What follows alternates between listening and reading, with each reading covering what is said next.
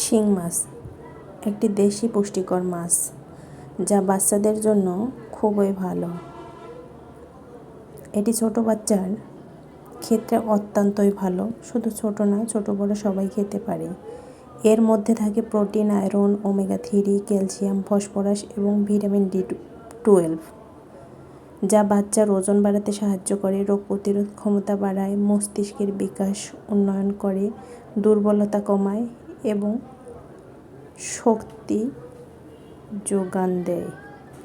আমি এটি রান্না করার জন্য নিয়ে নিয়েছি সিম এবং আলু। আলুতে আছে কার্বোহাইড্রেট, যা শক্তির প্রধান উৎস। আছে ভিটামিন সি, যা রোগ প্রতিরোধ ক্ষমতা বাড়ায়। আছে পটাশিয়াম ও ভিটামিন B6, যা হৃদয় এবং মস্তিষ্কের স্বাস্থ্য বজায় রাখে। আছে ফাইবার, যা হজম সুস্থ করে। এর উপকারের কোনো তুলনা হয় না। আলু শিশুকে শক্তি দেয়, হজম ঠিক রাখে এবং দেহের বৃদ্ধি উন্নতি করে। এই তরকারির সাথে আজকে আমি নিয়েছি আমার বাবুর জন্য লাল চালের ভাত। লাল চালে আছে আয়রন, যা রক্তের হিমোগ্লোবিন তৈরি করে। আছে ফ্যাটি অ্যাসিড, যা হৃৎপিণ্ড এবং মস্তিষ্কের জন্য উপকারী। লাল চাল শিশুর চোখ ও ত্বকের স্বাস্থ্য রক্ষা করে এবং রক্ত গঠন উন্নত করে এবং শক্তি দেয়।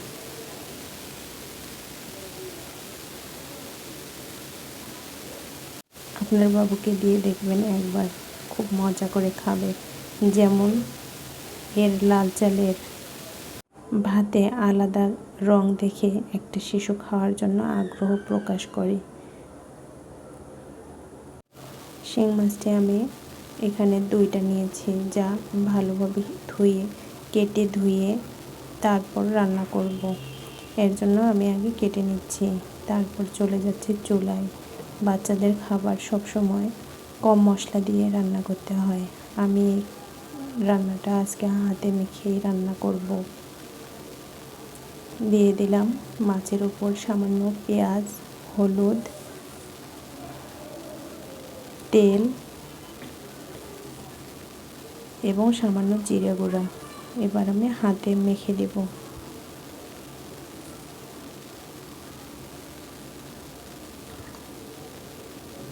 আমি আমার মেয়ের যখন খাবার রান্না করি তখন সব সময় চেষ্টা করি অল্প তাপে রান্না করার জন্য, কারণ অল্প তাপে রান্না করলে খাবারের পুষ্টিগুণ ঠিক থাকে এবং রান্নাটাও ভালো হয়ে আসে।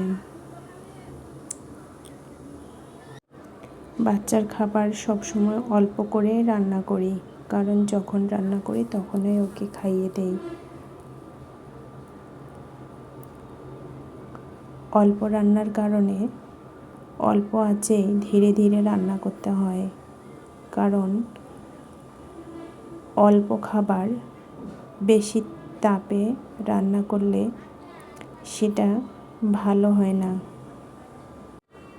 আমি পানি দিয়ে সামান্য ঢেকে দিয়েছি এবং মাঝে মধ্যে নেড়ে দিচ্ছি, নিচে যেন লেগে না যায়।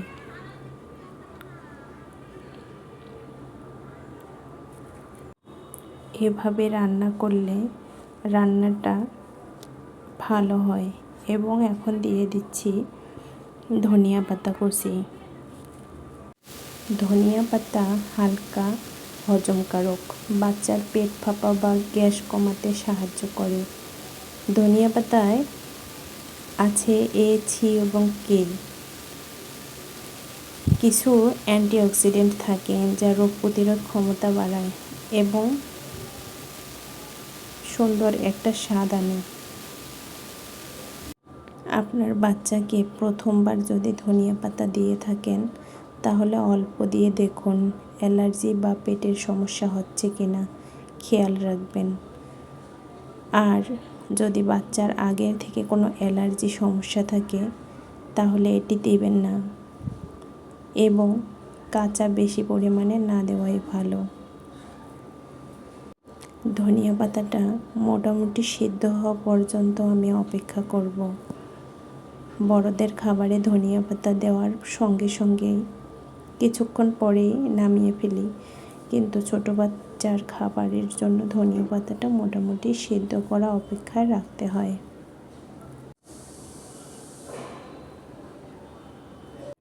আমি এই খাবারটার সঙ্গে ব্যবহার করছি লাল চাল।